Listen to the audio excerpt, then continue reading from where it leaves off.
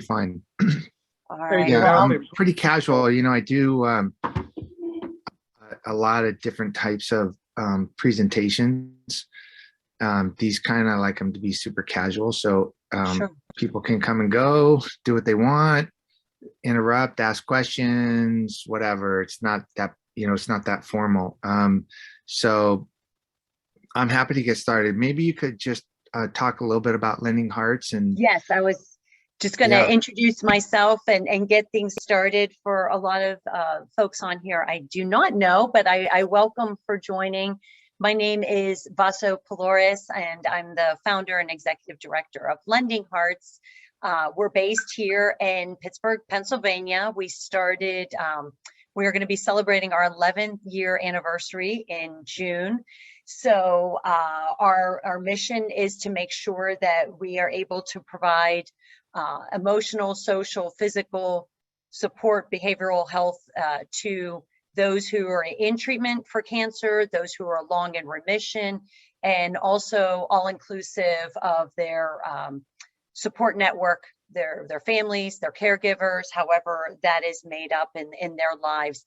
And we have a special focus on pediatric and young adult patients and their families, but because it's so encompassing of the whole support network, there is no age limit to the services that we provide, so everybody is welcome. And prior to 2020, all of our services were in person in Pittsburgh, and we always wondered, how will we be able to expand beyond more of the tri-state area? And lo and behold, COVID came and kind of gave us the answer. So, we try to look for the silver lining in everything that happens, and we took that digital presence and really expanded that in 2020. So we are very, very grateful of what we're able to offer now in a digital sense. And we do have individuals from California, Florida, Texas, all over who participate. And it's really a lovely thing, as well as all of the in-person that have been able to resume. So we're extremely grateful. And a part of what we had used to do were different learning educational pieces. But again, now we're able to bring that into the world of Zoom. So we're so grateful for these opportunities to have different discussions in this format. And I couldn't be more grateful for this opportunity to have David Richman with us this evening. I find his book completely fascinating. I think during the journey of starting Lending Hearts, due to the journey I had with my sister's diagnosis, and all the folks that I've met along the way, there are so many similarities, of course, but everybody has their own story, their own journey that makes it all so unique. And I truly enjoy getting to know everybody and what they bring to me in my life as well, in the full circle of things. So David will be here now this evening to share why he wrote this book, what was the whole journey behind it. And I'm really just thrilled for this opportunity that we have to hear from you, David. So thank you for joining us. And thank you to everybody who's been able to come on this evening. Yeah, thank you. And if you need to go and come back, feel free. If you want to interrupt me, ask a question, feel free. I don't feel like I should be monologuing the whole time. So feel free to jump in anytime. If there's anything you want to know or add to the discussion, that's great. And thank you for recording it so we can make it available for other people to see, and we can pass it on to our groups if anybody finds it useful. So thank you everybody for coming. My name's David Richman. Like many of you, I wear several hats, always have worn several hats. And at times wore the hats kind of like one forward and one backwards. So I'm wearing multiple hats exactly at the same time. I'm sure like some of you.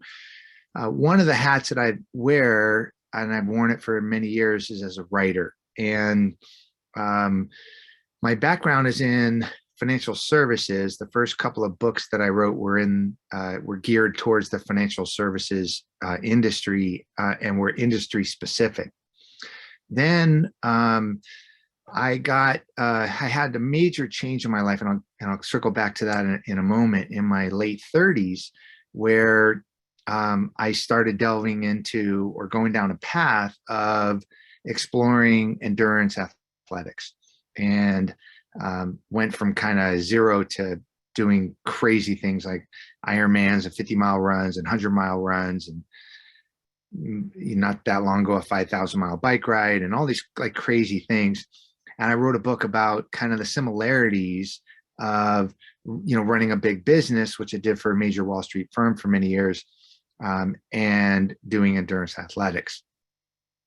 So in the background, I've written other books, some of them published, some of them not. I have ghost written several pieces and several books, most of which I do not get credit for because people don't want other people to know that they get help writing their books, which is fine. And I do a lot of workshops on creative writing, and specifically in the cancer community, expressive writing. And it's one of the newest and most incredible passions ever for me is these expressive writing and creative writing workshops, because they're just amazing. And so if anybody is affiliated with a cancer organization, aside from Lending Hearts, I work, I'm the chairperson for an organization, Boss, you know it, Stupid Cancer, really primarily serving the young adult and adolescent, as you, but more young adult cancer community. Been around for 15 years. Really a remarkable organization. And we and if anybody has any affinity to an organization where they think they deal with trauma and think kind of therapeutic expressive writing could help, I do those for free. I love doing it, and they're super, super powerful. So that's a little bit of background on me. I still have many writing projects in motion and planned for the future, and I balance those with all the other day jobs and family and the life that gets in the way. So the book that we're here to talk about is called Cycle of Lives, and the subtitle of it is 15 People's Stories, 5,000 Miles, and a Journey Through the Emotional Chaos of Cancer. And so where did the book start from? So I mentioned before I started going down a path of endurance athletics. Well, I was in my late 30s. I was married, 4-year-old twins, not in a great place in my life. My wife at the time was pretty violent, addicted to several different things, and she was not fun to be around. And it was not entirely safe for me and my kids, so we had to get out of there. I was doing great at work, but I was overweight. I was a smoker. I was as stressed out as somebody could be. And I just found myself at a super, super low point in my life, and was kind of crying the blues, and to anybody that would listen. And I was kind of angry about my lot in life, whether that was circumstances that were thrown at me or circumstances that I created for myself.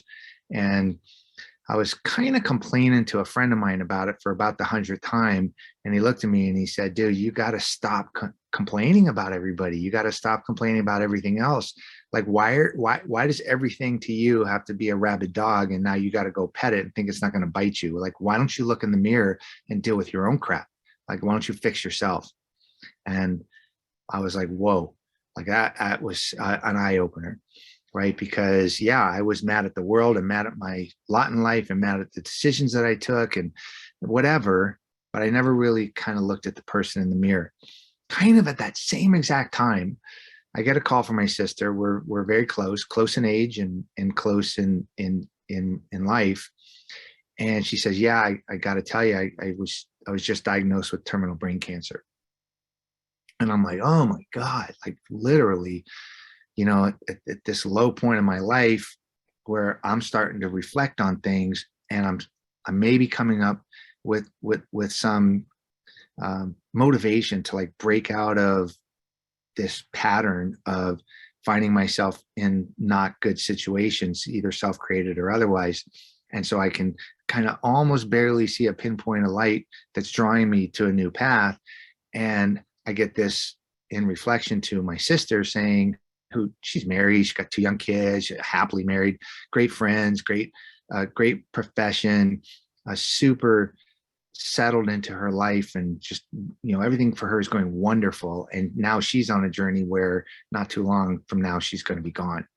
And that really made a super impact on me. And I at that time, I not figuratively, like I literally, like after I hung up with her, I looked in the mirror and I'm just like, dude, like, who the hell are you? And who are you going to be? Because this is not right. Like, this is not it, man. You have a chance to live and she doesn't. You got yourself into a situation. Now you're out of it. Like, all the things that are happening bad to you, you got to fix. Like, you got to make some changes. And so I decided that I was going to make some changes. So I said, I'm going to start going to be athletic. I'm going to eat better. I'm going to stop smoking. Like, I stopped smoking that day, didn't pick up a cigarette again. And I did the math. I had smoked about 250,000 cigarettes. So you can imagine 20 years of pack and a half a day. Sure, I told myself to quit 100 times. I was told to quit 100 times, but until you hear it, you don't hear it. Right. And I heard it when I was telling my kids, I'm very honest with them. I was telling my kids, they were just before they were 5, that their auntie had cancer and that she was going to die. And my daughter said, well, my teacher said that smoking causes cancer. Are you going to keep smoking? And I'm like, yeah, I heard it for the first time. Quit smoking. Right. And I mean, you only hear what you hear. You know what you know when you know it. I knew it right then. I didn't know it before then. And I think part of the beauty in life is, if you can learn and you can move forward, it's just to free your mind and forgive yourself of things like that. Like, you didn't know before, so don't beat yourself up for it. You know now, so take that first step. So I did that with athletics, and I ran 2 minutes, barely, couldn't run 2 minutes. Then I ran a mile, then I ran a 5K, and then 10Ks and half marathons and triathlons, and then Ironmans, and then a 50-miler and a 100-miler. And I was like off to the races. So when June was reaching the end of her journey, and her and I had spent quite a bit of time talking, like, one of the silver linings, if you will, of a terminal diagnosis is that if you're proactive and if you have the ability and the safe space and the desire to connect with the people in your life, you're given a window of time to be able to do that. And although it's a really kind of tragic and dark side of the experience, to me, it's better than kind of not taking the opportunity of that time. And I'm sure, everybody can relate to that if you do have that time. So her and I were very close. We had a lot of deep conversations during that time. But near the end of her journey, I don't know if anybody's familiar with the American Cancer Society's Relay for Life. Has anybody ever done one of those? Yeah. Okay. Jessica, you have. So I'd done a Relay for Life before, but I kind of I went there for an hour or something, didn't really pay attention. But June, I'm sitting on her porch with her, and we're watching our kids play on the little trampoline, and she goes, hey, you know what? I'm gonna make it to the Relay for Life, and I want to prop myself up on a lounge chair and just watch everybody for the whole 24 hours and thank them for all the support over the last couple of years, and be there for them before I go. And I'm just like, wow, man, that's pretty crazy at your stage that's your goal. So I'm going to make a pact with you. I'll run the whole 24. I'll be on the track the whole 24 hours. So every time I go around, we can see each other. And unfortunately, she died like 2 days before the event, so she didn't get to be there. But my kids, by this time, they're like 8 years old, almost 9 years old. They had like vocalized it at school and did these beautiful storyboards. And, we had hired a caterer to come in, and I had tons of friends coming, so I couldn't not do it. So I did it, but I was super present during the Relay for Life in a way that I hadn't been contemplating this heavy subject of the trauma of cancer. And what I noticed, and this was the seeds for the book, what I noticed at that time was that when it came to things like, oh, we're going to freeze a bunch of bras and you got to race by unfreezing them and putting them on and running across the thing, and that'll raise some breast cancer awareness, and we're going to do a watermelon eating contest, and we're going to do a spin the thing for what, you know, what are different ways you can reduce stress. And when it came to like the tasks around cancer, how do I get my kids watched? How do I learn more? How do I navigate work when I got to go to get chemo? These kind of things, community involvement, openness, energy, talking about these things. Everybody's got opinions, nothing's off the table, and we're ready to go. But when it comes to that, like nighttime, the luminaria, where we're getting really serious about things, you know, it's dark, doesn't happen until 9 o'clock, right? We light some candles or whatever, but we do this kind of quiet little walk around the track, because when it comes to the emotional side, we're just not equipped to really talk about it. And I was just shocked by that. I was just, it just hit me like story after story after story. There was this one story, if you can let me digress for a second. We're doing the walk around the lap or walk around the track for, I don't know, maybe half hour, 45 minutes during the time in which you're supposed to, you know, remember people, honor people, whatever. And I'm like, why is it so quiet? And I see this woman up ahead of me, and she's stomping with her hands on a couple of bags that obviously she had made. It was a little bit windy and the bags had caught on fire. And my kids, being twins, they were not quite 9. They said, "Can we go help her?" And I said, "Yeah, go help her."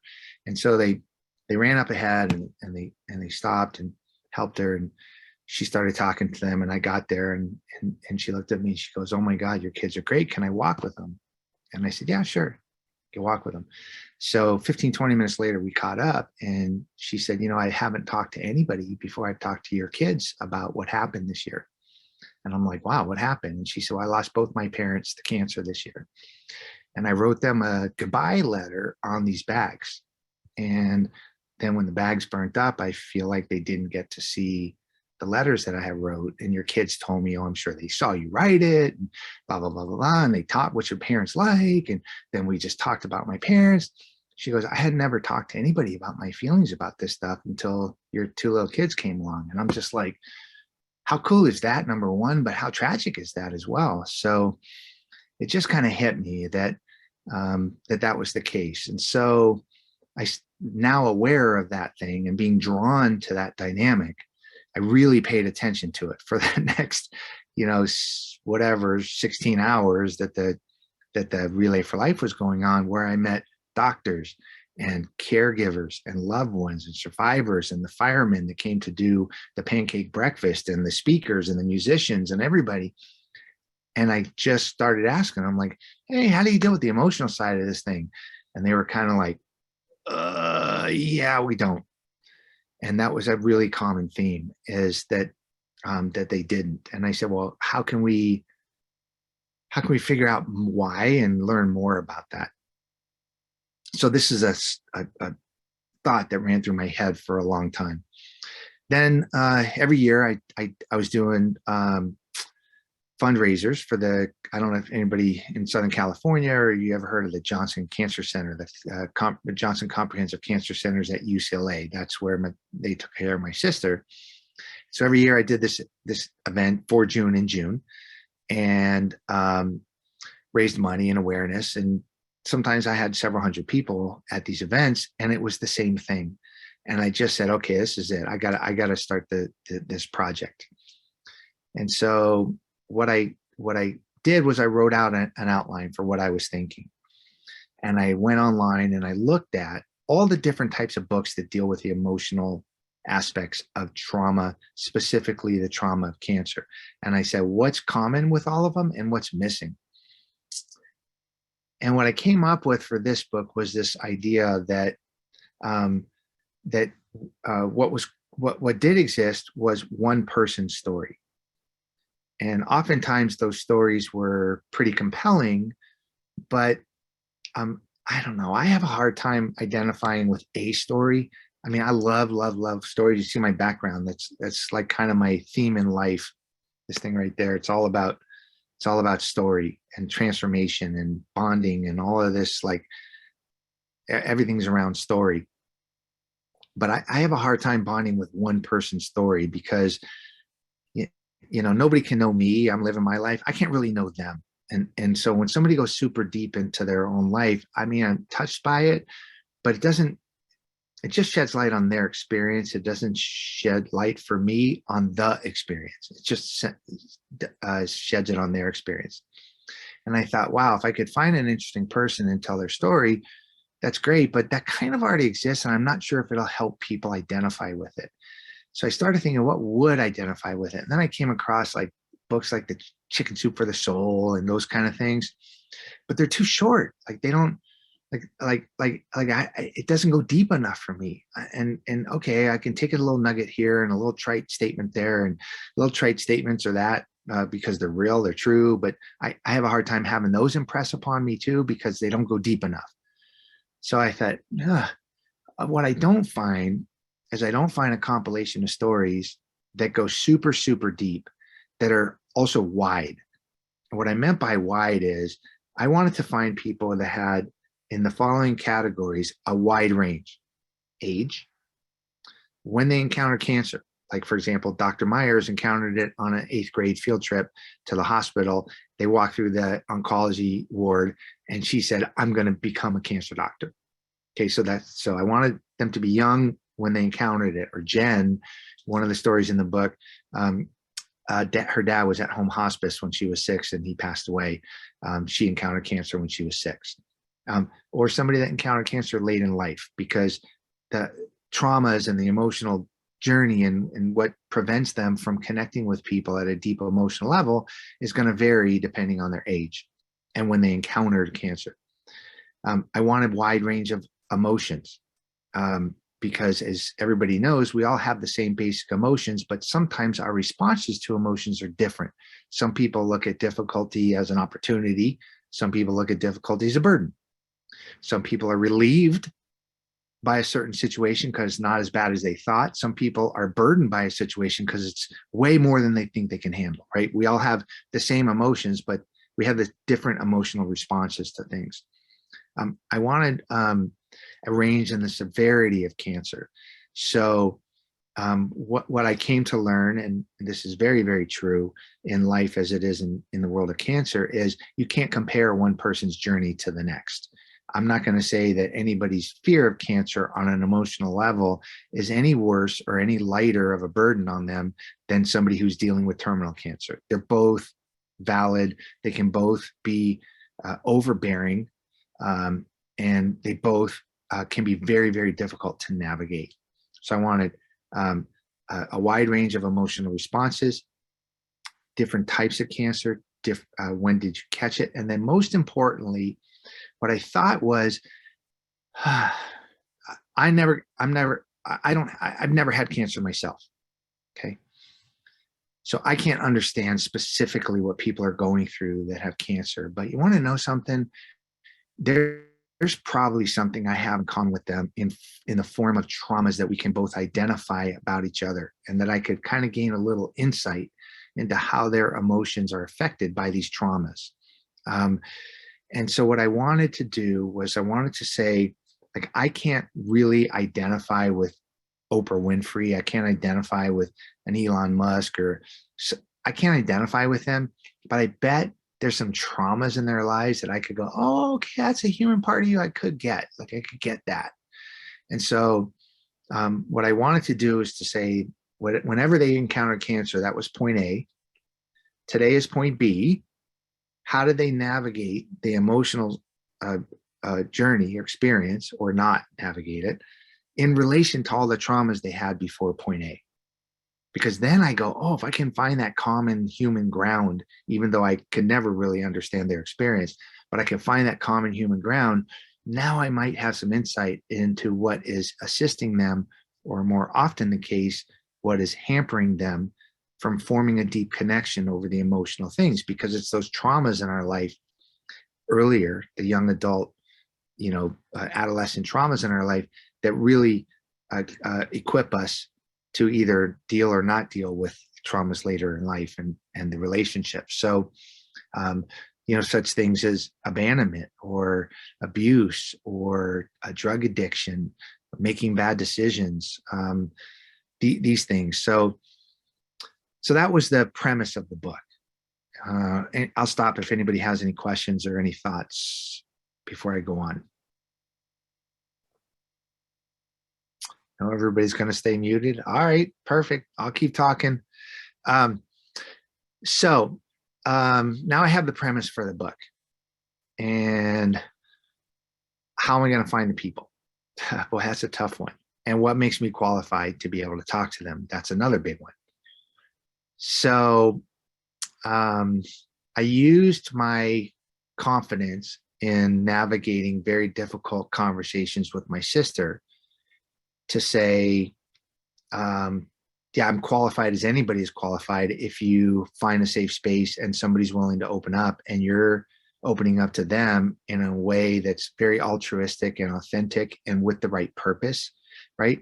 June and I had the right purpose for talking because we wanted to get as much deep conversation in before she died as possible.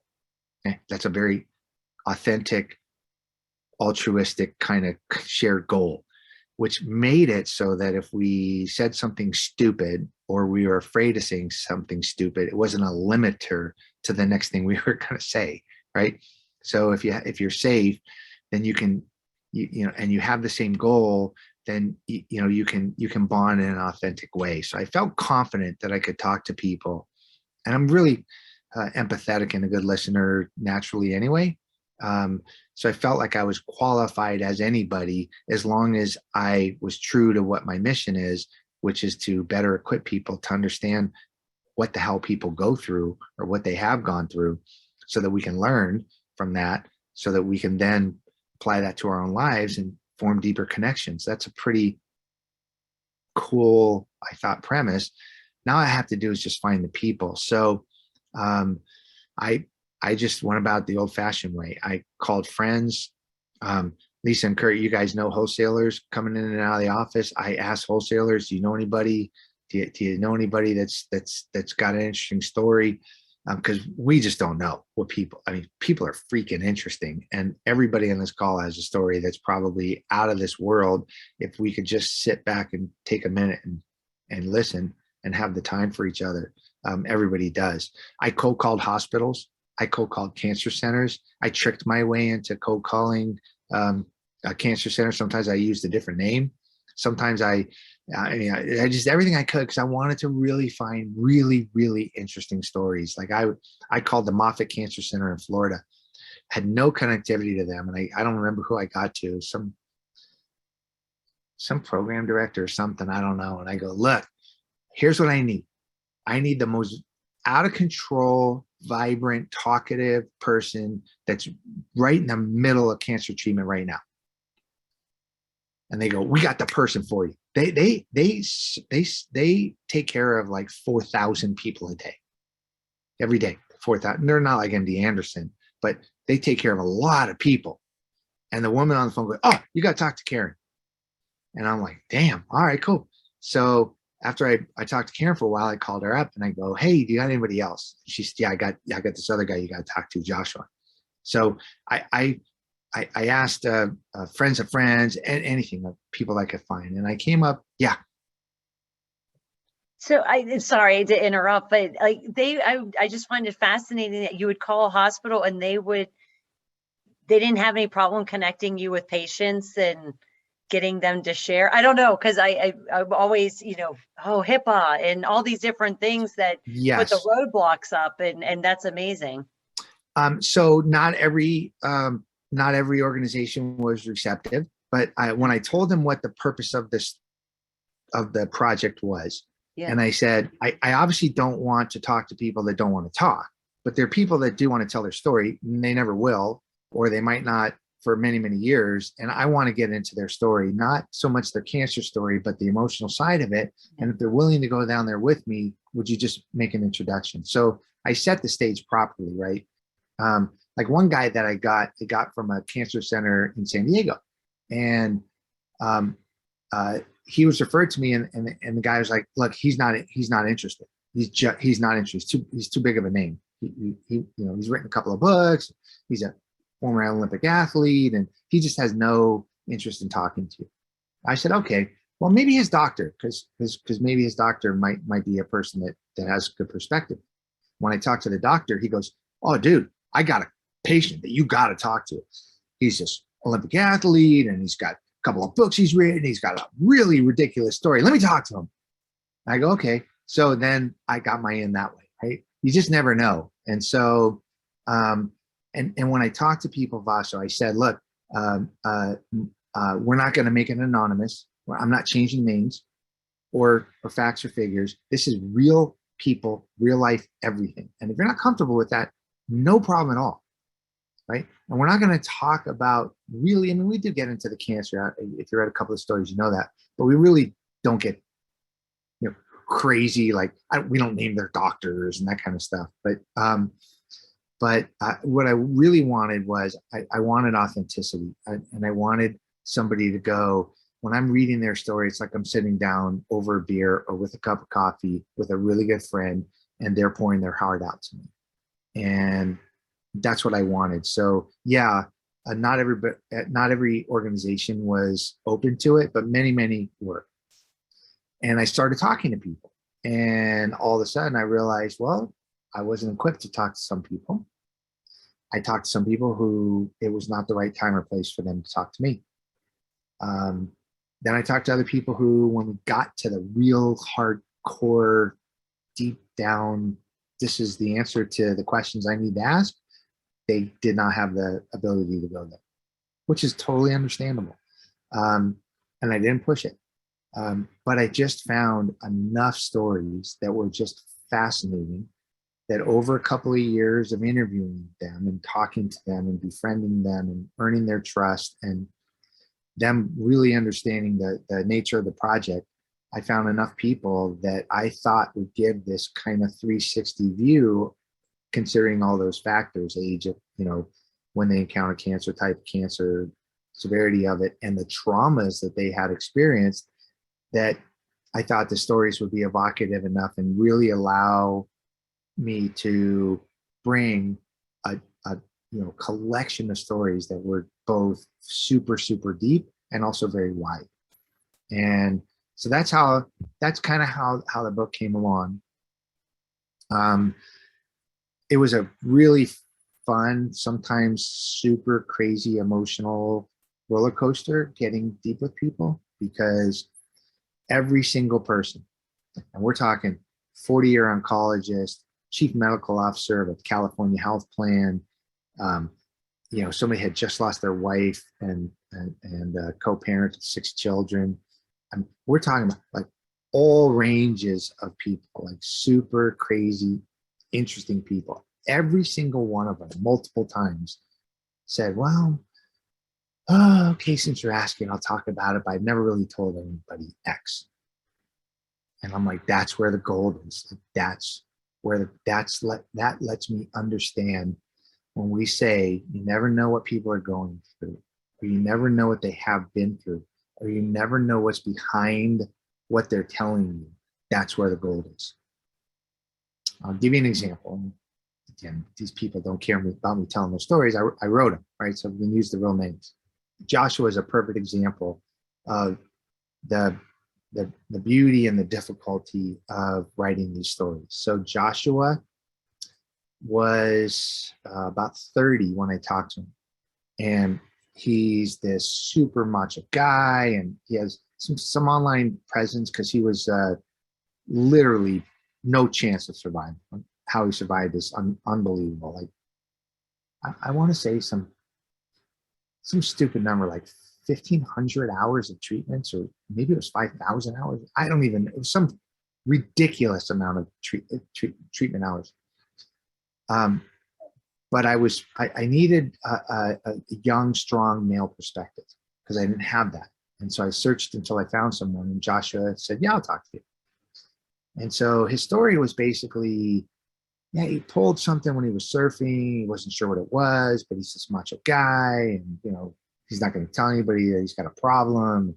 Then he he starts having additional symptoms. It's more than just a pull. He's got can't urinate. His sexual functions down. He's pissing him off because he's this young macho Puerto Rican dude, but he's still not going to ask for help. And he's not whatever. And then he finally like faints one day and he can't move for like 3 days. And he's like, shit, I better go to the doctor. So he goes to the doctor and they tell him, yeah, you got a grapefruit-sized sarcoma and we have to remove it right away or you're going to die. And if we do remove it, you're probably going to die. And I'm telling you this short story. And he gets really emotional about a story he's going to tell him. Because I said, how did it feel like going into surgery? And he goes, well, it was the first time since I was a little kid that I let my guard down. I was dating somebody at the time, but even my girlfriend, I didn't even want to tell her what was going on, right? Because I'm old school, like I'm not letting anybody in. And I said, okay, that's all right. I'll bite for now. And he tells me that as he's waiting to be wheeled in for surgery, he goes, person after person after person kept walking in and telling me about what I was going through and that I potentially could die. And my girlfriend's hearing all of this for the first time because all she's heard from me is, I got this little procedure and it's no big deal and it's whatever. And the girlfriend gets up pre-surgery, looks him in the eye and says, Joshua, this is not my life. I cannot handle this. I'm out. You're on your own. That's it. Like she walks out on him. And he's still kind of macho telling me this. And I'm like, man, that must have been tough. And he says it was, because when I woke up, I had 80 stitches down my stomach and I couldn't bear to breathe. It hurt so much. He goes, but I didn't know what hurt more, her telling me this is not my life and leaving me alone, or me knowing this is not my life and now I am alone. And so we kind of explored that, but I knew there was more to it than that. And I finally told him, Joshua, I said, I can't get to where we need to get to because you're just not being honest with me. And I said, there's more to your story. And I just feel it. And I feel like you're telling me what you want me to hear and not telling me what the reader needs to know. And he said, all right. He said, can I tell you something that I never told anybody? And I go, yeah, sure. So he goes on this long story of telling me how when he was 6 years old, he walked in on his mom killing herself. And how a couple of weeks after that, his real dad, he didn't know that his father wasn't his real father. His real dad was in Puerto Rico, found out about the mom and took Joshua back home to Puerto Rico. So he witnessed his mom taking her own life. And then he was ripped from what he thought was his home to be raised by his real family in Puerto Rico. And I'm just like, whoa, my God, dude. So I understand why you grew up macho and why you wouldn't accept any help and why it hurts so much that somebody abandoned you, that you finally trusted, because he started off framing his story around he doesn't trust anybody, he doesn't rely on anybody, he takes care of himself and all of this. And I said, well, that's, it's very tragic, obviously, but it lets me understand the concept that when somebody says generically, no, I'm fine, I don't really need your help. And I answer, there's more to the story, right? Now we know what the more to the story is potentially. And so it's so much easier now for me. I know for people I've talked to about this story, multiple people, it's easier for them to probe a little bit further. And when they say, I don't want help, is it because, well, are you saying you don't want help because you don't want to burden me? Because it's not a burden. Are you saying you don't want help because you're macho? I don't know if I believe that. There's more to the story. Why don't you want any help? It allows them to maybe dig a little bit deeper because there always is more behind the story.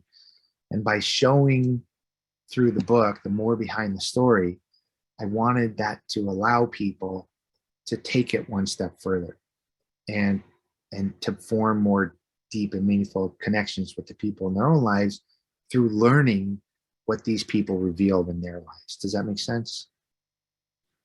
And so I mean, a lot of times my wife, current wife, she would walk by me when I'm talking to people, and I'm talking on the phone. We didn't do video back, even a few years ago, I didn't do video because oftentimes on video, you look at the other person to see whether you're being judged, right? It's much easier. That's why confessions, like you don't look at each other. That way you're not being judged, right? So I want to purposely not to be on video, to give people a safe space. My wife walked by. She's like, "You can't ask people that. You can't ask those questions." And I'm like, I have to ask these questions. Like I have to, because how are we going to know what's behind the curtain? How are we going to know when we think of, I have an idea of what people are going through? How are we going to know whether we are on the right track or not on the right track? And I say that because every one of the stories, even the ones that I picked up way into the process, I came to it quickly with I know what's going on. Because we're so good at like communicating and interacting with humans and dealing with our own crap and whatever, that we oftentimes come to quick conclusions about things, and we come to like assumptions about what people are going through, what they can handle, and we're never right. Like we're never right. We have no idea what the hell is going in people's heads, and it's just, or what they've been through, or what they're currently going through. And it's shocking, and how dumb I am every time I'm talking to someone that I like make this quick conclusion, and I just have no idea. And I'm just like, oh, so it's given me, writing the book, at least for me, is giving me the pause to not go, okay, well, I think I know what they're going through. I think I know what they need. Or when they say this, they probably mean that. I don't do that anymore. I try to take a deep breath and connect with them on a different level. And it usually involves some kind of version of tell me more. Tell me more. Tell me why. And it's really, really hard to do when we see somebody going through something as traumatic as cancer, whether they're a caregiver, a doctor, a patient, or a survivor, or loved one, whatever. It's even then, even when we're really close to them, it's really hard to figure out a way to say authentically, tell me more.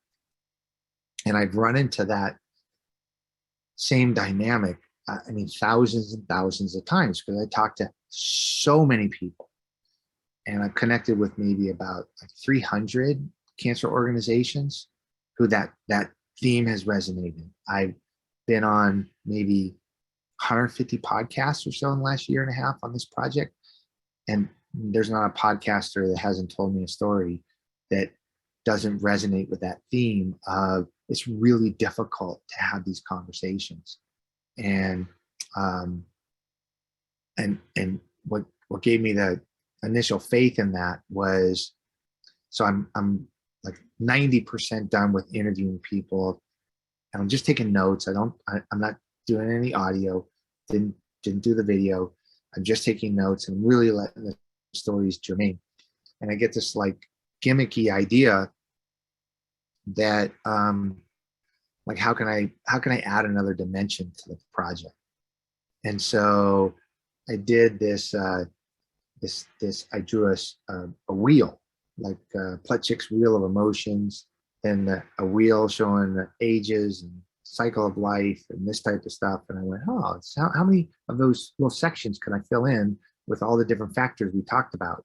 I said, oh, that kind of looks like a wheel. That kind of looks like a bicycle wheel. I'm like, oh, well, geez, if we're all connected by story and we're all connected by emotion, why don't I be the guy that rides my bike to meet all these people and connect the stories, right? Like in one of those old timey movies when, Cary Grant goes from continent to continent and a little red line follows him, like I want it to be like, that's the thread that ties all these stories together. So I spent some time putting together a plan to go bike to see as many of these people for the first time as I could. I only knew one or two of them. And most of them I hadn't met. And so I said, how can I see the most of them? I zigzagged my way from California, basically through Texas down to Florida, and then across Florida, and then up to New York. And I did it in a very, very short period of time, really going hard from point A to point B. I'm going to stop at as many hospitals and cancer centers and find out whether or not this is like I'm living in a vacuum or not, or if this is something that's, pervious to the world. And every single day I ran into stories where that the theme resonated. So, so that was the other factor of the book was, and Vasa, have you read the little bit of the narrative in between? So the format of the book is the 15 stories, and then in between the stories is a small narrative of my bike ride and the people that I met along the way, and kind of dealing with my own grief and emotions over this whole idea, on specifically in relation to my sister. So that's the format of the book. But you read a little bit of the narrative, right? Yeah, and it's those stories that were just fascinating to me, because it just really played to the concept of, you just don't know what people are going through or what they have gone through. And, you know, I mean, in Texas, we were waiting for some food, and it was taking a little bit longer. And my wife started this conversation with this woman, and she was kind of distracted. And my wife goes, "Oh, you look distracted. Are you okay?" And she goes, "No." And she goes, "Honestly, it's because I just found out that my coworker's 4-year-old son was diagnosed with a brain tumor." To a complete stranger, she said this. And she goes, "I don't know what the hell to say to her. And I'm so burdened. I don't even know what to do." And my wife goes, "Well, let me tell you a story. Here's my husband. Look what he's doing." It was like every single day, either on purpose or by accident, we're running into the same thing. I'm in Louisiana at the end of a super long day, and I had all the hotels picked out, and because they were donated, and I had to, go from point to point. Sometimes point to point meant like a 17-hour day, because I had to get there, and I was getting flat tires and wind and whatever. And I go to this hotel in outside of New Orleans, and this woman comes from behind that. It's like 1 o'clock in the morning. She comes from behind the counter. She goes, "Oh my God, I'm so glad you're here before I go home." And I go, "Okay, I'm just checking in." She goes, "No, you're Dave Richman. You're doing this thing on the thing." She goes, "My grandfather, I was super close to him. He died 2 weeks ago, and I'm afraid to call my grandma. What do I say?" And I'm like, "I don't know." But it was like this every single day. I ran into the same theme of people having difficulty starting the hard conversations. So it gave me even more urgency to get the stories right, and to make them as deep and personal and exploratory as possible. So that's kind of the whole story behind the project. There's obviously a lot more things I could talk about, but I'd love to take any questions if anybody has them. I'll kick off, because my head's been going with so many. It almost, with going to the woman at the hotel, it's almost like your presence, your meeting up with them, crossing of paths, gave them permission to open up or take that next step. It's almost, it feels like, oh, he's there. Okay, now I can do this type of thing. When you were taking all of this in, or as they were, I guess I should say, opening up to you, I don't know if immediately, or if you would say over a period of time, did you see a transformation in these individuals by taking this, almost this weight off of them and opening up? Did you notice changes? Oh, totally. It's a wonderful question. It's a beautiful aspect, because look, if we need help going through something difficult, it's hard to go seek out that help, because that puts us in a weird dynamic with the person that's offering the help, whatever kind of professional or whatever. And as much as we can, our logical mind can say, yes, I want to talk to a professional. Oftentimes our emotional mind says, what the hell, man? I don't want to burden them. I'm going to sound like an idiot. I'm complaining about somebody I shouldn't complain about. They're not going to really care. I got to pay them. They're just there for their time. I mean, there's a million emotional things that we're going through that might limit us to do that. But I think what I'm grateful for is the interactions were so authentic and so real and so unplanned, and so not expected to be a place of teaching, learning, preaching, prescribing, nothing like that. It was just I provided an automatic, or they provided for me an automatic safe space to talk, where there was no judgment, there was no expectation, there was no weird dynamic. It was just two human beings who had the same purpose. Like, I'm not looking for answers. I just want to know, can I ask the question, right? And it was really, really powerful. It was really emotional and powerful for me, and for them too. Yeah, like, I mean, I don't know if you read the part about the restaurant that I went to in Louisiana. So I'm finishing up the day. I go into this little Italian restaurant. It's a little family-owned restaurant, and I'm just gobbling up food because I'm burning like 8,000 calories a day. So I'm eating plates and plates of stuff. And the waitress comes over. She's, why are you so hungry? And I said, oh, I'm doing this bike ride, or across the country. And she's like, oh, right, yeah, you're just bragging, or she was kind of like cynical about it. I go, no, here's why I'm doing it. She goes, oh shit, well, I've got like 6 different family members who are going through cancer. And, oh, we never talk about that kind of stuff. And I'm like, I know, that's what I'm doing with the thing.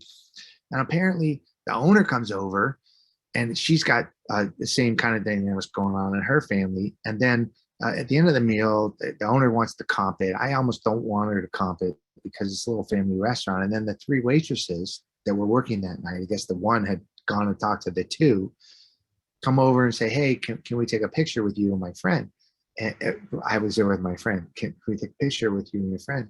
I said, yeah, sure. And they handed me an envelope. And since since we record, I won't tell you how much is in the envelope, but it's not very much, but it's everything to them. They said, we put our tips together for the night, and we want to donate because whatever you're doing is great, and we really appreciate it. And you're giving people a safe space to talk about things they don't talk about. And I walked out of there going, well, what the hell, man? 3 women who might have second jobs, first jobs, might have kids at home, might have a significant other, might not, were touched in a moment about this very human thing of, we understand how hard it is to have a hard conversation over trauma, that they pulled their tips together and gave it to a stranger to further that cause. I'm just like, what the hell? Like, how cool is that? So I know I'm not making it up. I know that I'm not making up the problem to come up with a solution. This is a problem, right? When I was talking to Dr. Myers, 40-year oncologist at NYU Perlmutter Cancer Institute in New York, and I'm talking to her, and she says, let me tell you things I've never told anybody before. And I go, what? Not even your peers? And she's like, are you kidding me? I'm a woman doctor. I'm not going to talk to my peers about emotional stuff. And I go, your girlfriends? And she goes, no, we go on hikes and we go to art museums. We don't talk about each other's problems. I go, certainly your husband. She goes, yeah, no, I don't really know, not about this emotional stuff.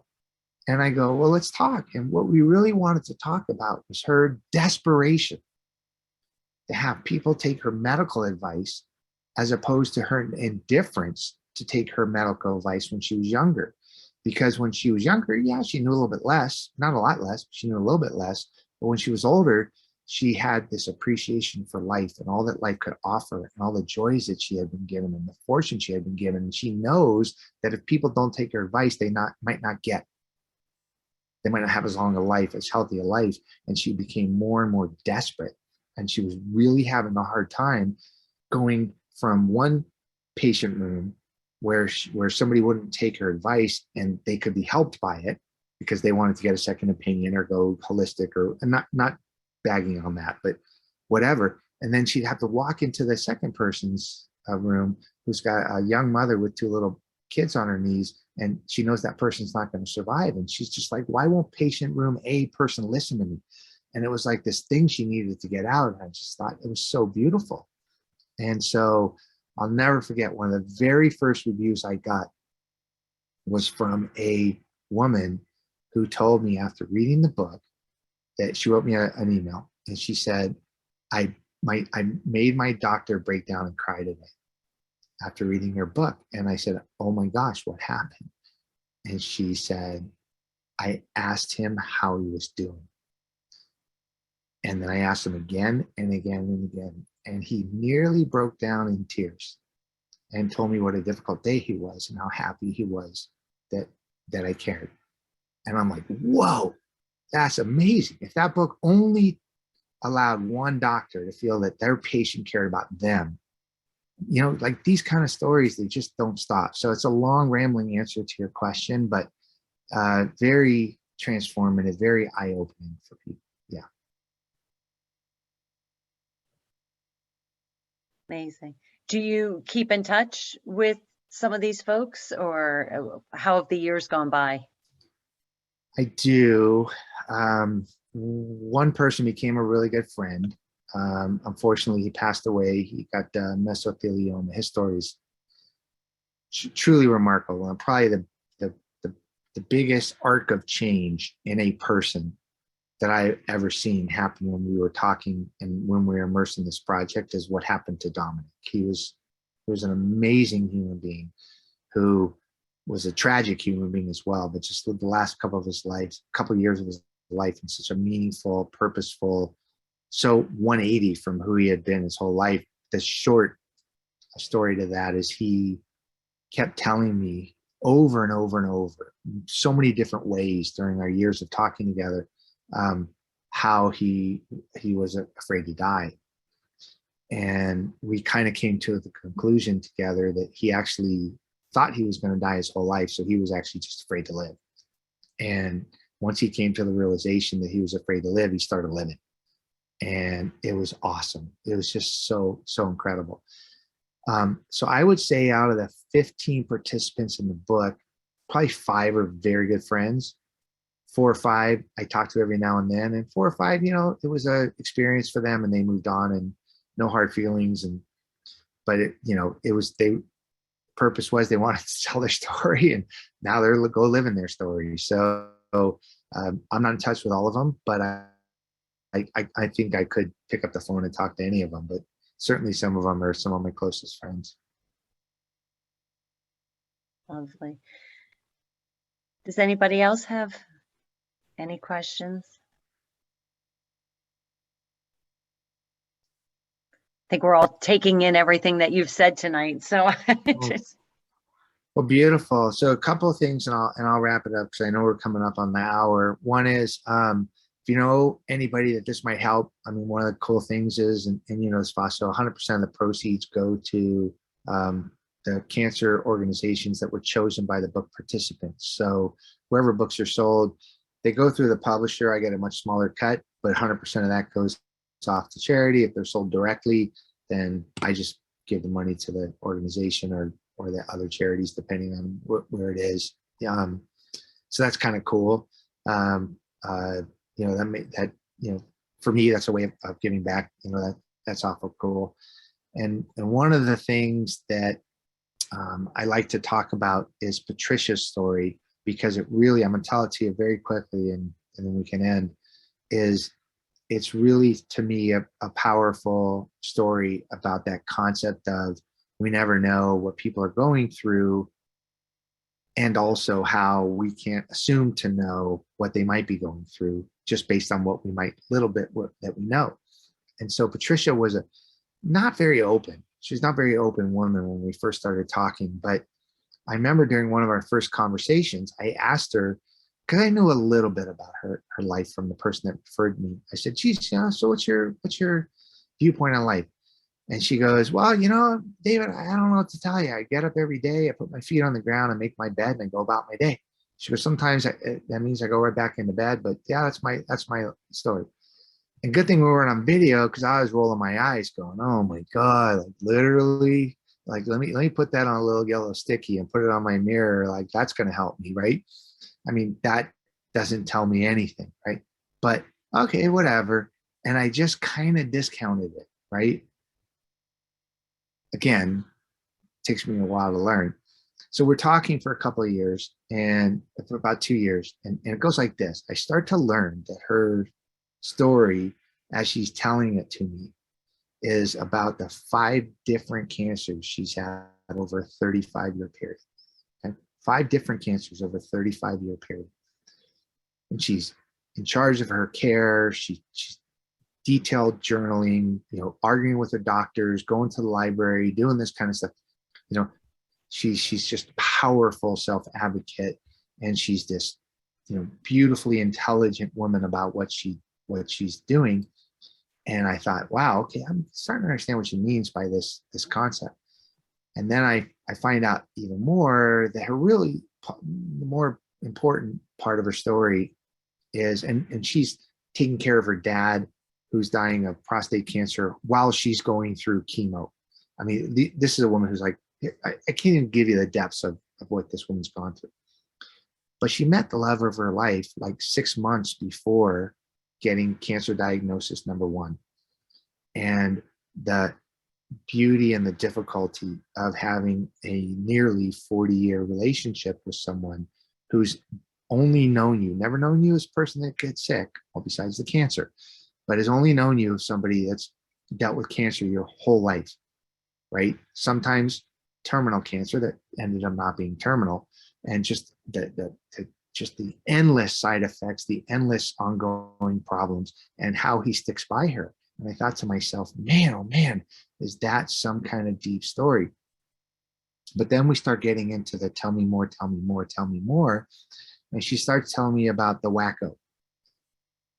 The Wacko is a person who, for 4 years, she couldn't. I couldn't put the Wacko's name in the book because it's almost a household name in the art world. The Wacko basically kept her locked up in the basement and beat her mercifully for 4 years, like psychologically, emotionally, physically. It was terrible. He was a horrible human being who was the worst kind of womanizer, the worst kind of animal you could imagine. And she was cut off from her family and they couldn't find her. It's just a horrible situation. And she kind of did one of those Julia Roberts, like, what was that movie where she had to get out of that relationship? Somebody knows that. Remember Sleeping with the Enemy? She had to do a Sleeping with the Enemy. Change her hair color, sock a penny away here, $1 away there, wear two pairs of socks to the store and hide the socks somewhere. I mean, it was just a stupid thing that she had to do to get away. And she does get away.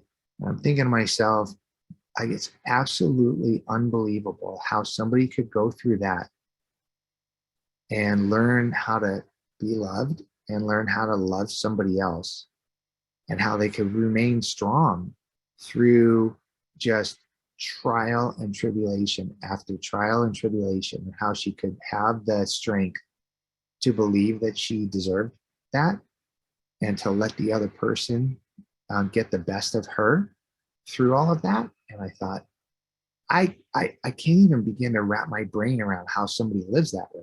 And near the end of our talks, I'm like, Patricia, I just can't even wrap my brain around it. And she goes, well, David, you know what? I just get up every day. I put my feet on the ground. I go about my day. And sometimes that means falling right back into bed because I don't have the strength. She goes, but I mean, like, I'm the luckiest person to be alive. Could you imagine? She goes, all I want to do is go about my day every day. And I'm just like, whoa. So when somebody says something to me as silly or trite as, hey, put a grin on. Hey, just go about your day. Hey, you know what? All things usually work out. I'm I'm much better now at slowing down and saying, tell me more. Tell me more. Because what people go through and what they're dealing with is truly fascinating. And learning these stories for me, and I know for many of the people that read the book, because they've told me that learning these stories has really helped them have deeper, more meaningful relationships with people that are in their lives, because they kind of get now, like, there's so much behind the curtain, and we gotta give a safe space to people to be able to connect. So I would leave you with that. Wow, I can't thank you enough. You say, tell me more, and in our Lending Hearts world, we say we lend our heart. It's taking that time, that moment, whatever it is, to make that connection and be there for someone else, because it makes all the difference. And something that we might think is so trivial or small, it could end up just being so life-changing for them and for you. So I really can't thank you enough for sharing with us this evening, bringing us all together. And the books are in the mail, so look forward to receiving those in the days ahead. And please, if you don't already, follow David on social media and Cycle of Lives. I highly recommend it. You're just so inspirational, David, and thank you for sharing. Thank you both very much. Yeah, thanks for showing up, Kurt and Lisa. Boy, you guys are surprised. They saw the posting on LinkedIn and said, we're going to go listen to you talk. Yeah. They're amazing. And yeah, Vasto, if you want me ever back to come do a free expressive writing or creative writing workshop, I'm totally committed and totally love those. Okay. Yeah, I would sign up for that. Yeah, very cool. That's wonderful. All we need is a few people. That's all we need is a few people. Totally, I'd sign up. All right. Well, All right, let's talk more about that. beautiful. All right, right. Thank you, guys. Thank you David. all very Thank you much. all. David. Thank you, you. David, Have a good for night. Have taking a the good call. evening. You're welcome. Take care. Thank you. Bye. Bye-bye. Bye. Thanks, Vaso. Thank you.